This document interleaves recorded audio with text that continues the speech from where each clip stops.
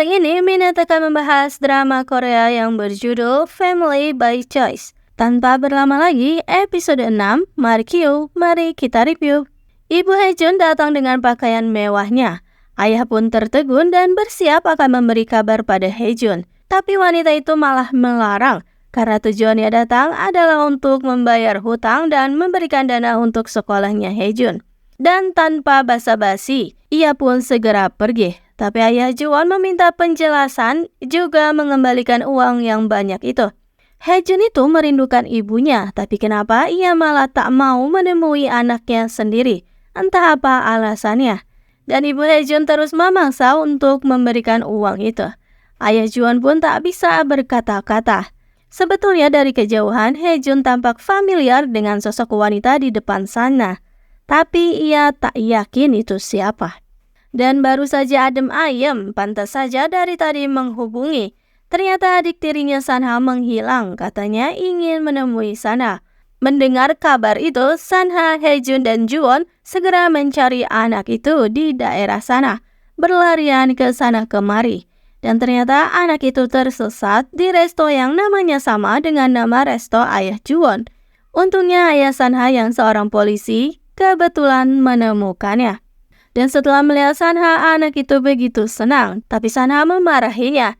Juwon pun mengatakan jika opanya marah karena khawatir. Tak lama ibu tak tahu diri datang, berniat membawa anaknya.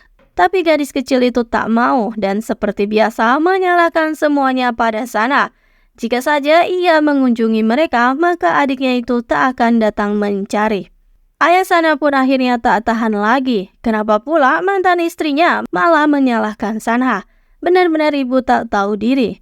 Ia terus meracau soal berusaha untuk memaafkan Sanha. Dan lagi-lagi menyalahkan kematian anaknya itu. Si mantan istri pun langsung diseret. Ayah benar-benar sudah tak tahan dengan kelakuannya. Keduanya pun beradu mulut lagi perihal kematian anak bungsu mereka.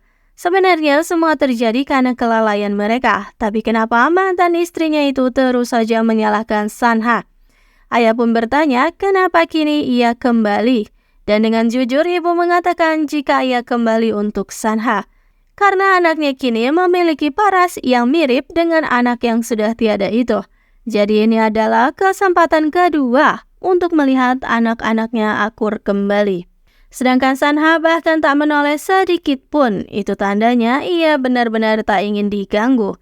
Dan kilasan kejadian mengerikan itu pun teringat lagi oleh Sanha. Haejun akhirnya mengerti alasan marahnya Sanha saat ia berdebat dengannya tentang sosok ibu. Padahal sudah berulang kali Juwon katakan jika ibu sana itu menakutkan.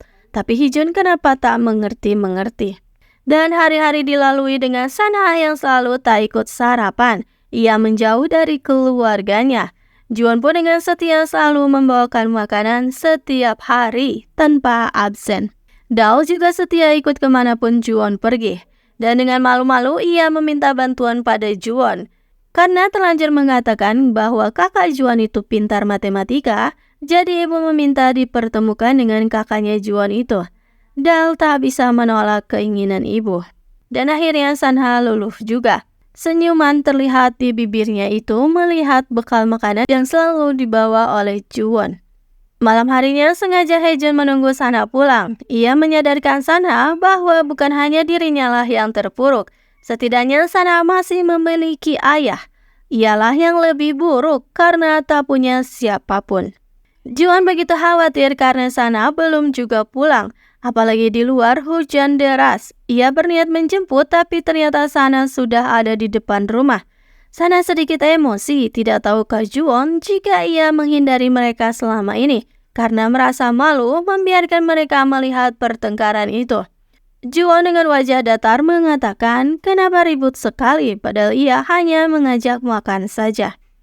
Akhirnya Sanha pun ikut masuk ke rumah dan ternyata Haejun juga sudah mencari Sanha ke sana kemari. Dan setelah sekian lama tak makan bersama, dengan keheningan keluarga pilihan itu pun makan bersama lagi. Air mata Sanha pun tak terbendung lagi.